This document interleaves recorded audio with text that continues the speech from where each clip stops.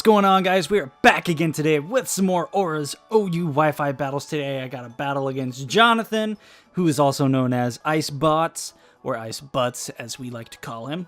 Today I will be using, of course, Mega Sceptile. This thing is a monster. Unfortunately, he didn't really have any electric mons on his team to really make use of it, but this team actually seems to work very, very well. Now, I do have Sceptile and the Caesar, but I also have a Heatran and a Greninja that both absorb some fire-type moves. I've got the Azelf to set my rocks up. My Heatran also has rocks, and the only reason being I run both is because Azelf does have Explosion, and if they lead with something, you know, kind of funky, I can just explode and get it out of the way. But let's go ahead and get on into this.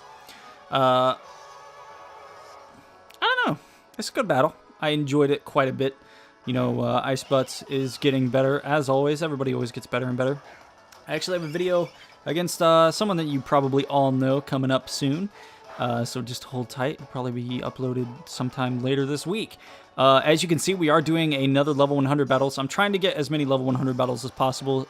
It seems like more and more people are starting to have level 100 mons, which is great because this is the way Pokemon was meant to be played competitively with level 100 mons. Now he's going to hit me with the Fake Out and then with the Overheat. So unfortunately, I'm not going to be able to even get my rocks up at all.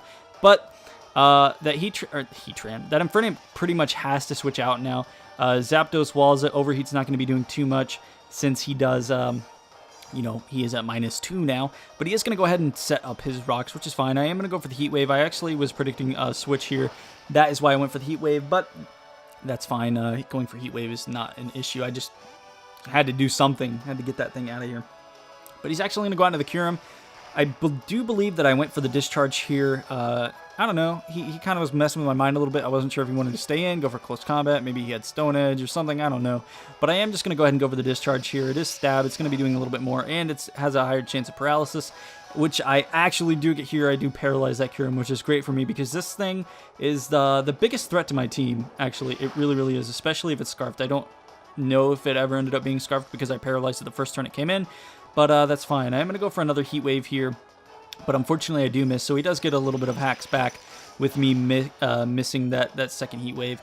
But his Ice Beam, you can see how much damage that did. That would have been devastating. He was actually Life Orbed. I just saw it. So he wasn't Scarfed at all.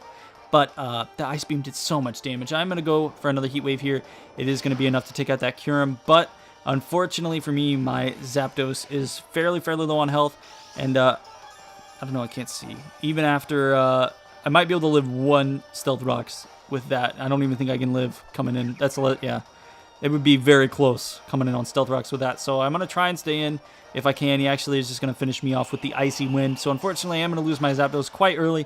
But my Zapdos did what it needed to do. It did actually a lot more than it needed to do. It killed the scary Kyurem Black. The thing is a monster.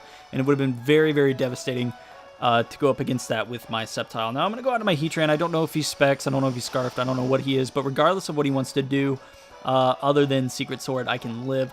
But I'm going to go in. I'm actually just going to go for the Toxic here. I don't know. I didn't know if he wanted to switch. I didn't know if he wanted to stay in. So Toxic is it's an okay play. It's not something that I would have obviously preferred to do. But it is what it is. I would have rather have gotten my rocks up. But Keldeo is a threat. It is an issue. But it's nice to know that he is not Scarfed. He's going to go for Secret Sword as I do go for the Protect there. Just trying to get a little bit more toxic damage off before I end up switching out and try and get a little bit more health back on my leftovers because this Heatran put in a lot of work on stream today. Unfortunately, he is going to hit me with, I guess I thought I switched out here, but I guess it didn't. And I'm going to totally get destroyed by that Secret Sword. It is a crit. I'm not sure if it mattered or not. More than likely not. I think Secret Sword, is it Sacred or Secret? Whatever one Keldeo uses. I think it goes based off of your defense stat and not your special defense, so I don't know. But I'm going out into my Kwanzaa. You know, it's starting to get close to that time of the year. I know a lot of people think Sceptile resembles Christmas, but in my opinion, Sceptile, he kind of resembles Kwanzaa to me. I'm just kidding. I just named him Kwanzaa because everybody is naming theirs like Christmas tree or like, you know, Happy Xmas or whatever. So I was like, you know what? We're going to name him Kwanzaa because Kwanzaa's powerful. Look at this thing. Look at this thing. I would have preferred Shiny. I like Shiny Sceptile a little bit more because it's got that teal color. But I am going to go for the Giga Drain as he does end up switching into his Porygon 2, which is fine by me. I do actually carry the Focus Blast, which you guys are going to see here. And look at this damage. It does so much. Bop, gone. Instantly. That Porygon 2 didn't have a chance. Now, obviously, he was a little bit more of a defensive Porygon, or else that thing would have given me a lot more trouble than it did. But he's going to go out to Landorus now.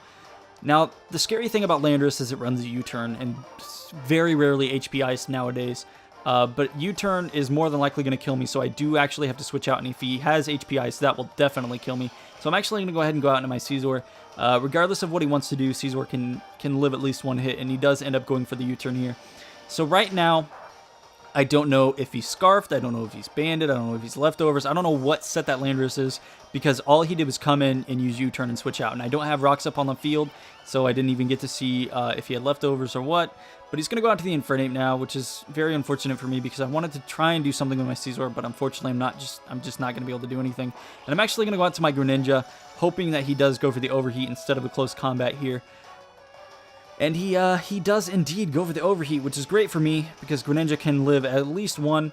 And I already know that he is not Scarfed. I know that he is, I don't even know, he might be Focus Sash, actually. But he did go for Fake Out and then go for Overheat, and then I think he set up Rocks earlier. So I know that he's definitely not Scarfed. I know that he is something else. He might even be Expert Belt, but I am actually going to go for the Hydro Pump as he does switch out into his Keldeo. I unfortunately miss, which really, really sucks. But it's not too bad. I do have Gunk Shot on my Greninja, and it turns out that he is not Scarfed Keldeo. I wasn't paying attention to what item he has. Maybe Expert Belt. It seems to be a pretty common Keldeo set nowadays is Expert Belt, because it hits a lot of things that are in OU. You know, it gets Icy Wind, it gets HP Ghost, it gets, well, obviously it gets HP Ghost, but it gets a lot of things that are super effective to a lot of Pokemon that are in OU. But he's going to go out to the Infernape now, hit me with a Fake Out. I am going to live, but obviously it's going to flinch me. I'm going to be able to get off a Hydro Pump here before I die or kill myself to Life Orb, which is great, because that is going to be enough to kill that Infernape from where it's at. I would hope that. I would hope that no Infernape could live a Hydro Pump from half HP from a Life Orb Greninja. That would be terrifying. Maybe like Assault Vest, max HP, max Special Defense, Infernape at level 100. Not at level 50, I doubt it could, but maybe at level 100. You're actually stronger at level 50 than you are at level 100. Or your attacks do more damage, I should say, because they're not exactly half. But I am going to go for the Ice Beam here, just to kind of see what happens if this Landorus is Scarfed. He's going to kill me. If he's not Scarfed, I'm going to kill him. And it turns out that he was not Scarfed, which is great, because it's another free kill for me. My Greninja is going to die to Life Orb damage, however, but that's okay, because my Greninja did way more than it needed to, and I can go back out into Kwanzaa, my magic Mega Sceptile here. He's going to go out to the Gallade. Now, one thing that, I don't know, that I did not know or just wasn't paying attention to is that Dragon Pulse does more than Giga Drain. And that would have made a difference, at least on this last mon right here. Sorry, my phone is, I got an email, so I don't know if you could hear that buzzing. I bet you could, but I'm sorry. But I'm going to go for the Giga Drain here, where I should have gone for Dragon Pulse. I'm fairly certain that Dragon Pulse would have been a 2-hit KO. If not, it would have been very, very close. But he's going to go for the Zen Headbutt here. And look how much damage that does. That's so crazy. Mega Gallade, otherwise known as Seto Kaiba. I totally ruined the joke on that one. If you guys didn't grow up in the time of when Yu-Gi-Oh! Was first being aired, or at least somewhat later on, you guys probably don't know what dual discs are. But there are these big things that you put on your arm, and you put all your cards down, and I don't know, Gallade looks like like he's holding 2 dual discs on his arms. But I'm going to go out into my my nice and trusty Scizor and finish him off with a Bullet Punch. I really, really need to get a shiny one, because I'm sick and tired of looking at this red Scizor. I don't know, I like shiny Scizor a hell of a lot more. It's just one of them things. Green is my favorite color, so that's why. But I hope you guys enjoyed. Let me know what you guys thought in the comments. I hope I'm using these Megas as much as possible in the battles, and then it's, you know, it's good enough for you guys. I know it's not probably, you know, I'm obviously not like 6-0ing or sweeping these people with my Megas, but it's difficult. There's so many checks and counters. Well, there's more checks than counters, obviously, but there are a lot of checks and counters to a lot of the new Megas that are out, so it's very hard to single-handedly like sweep your opponent's team with just your Mega. So you kind of have to, you know, pick a Mega and build around it. That's what I'm kind of trying to do. I'm trying to show you guys what you can do, and, you know, that sort of thing. I think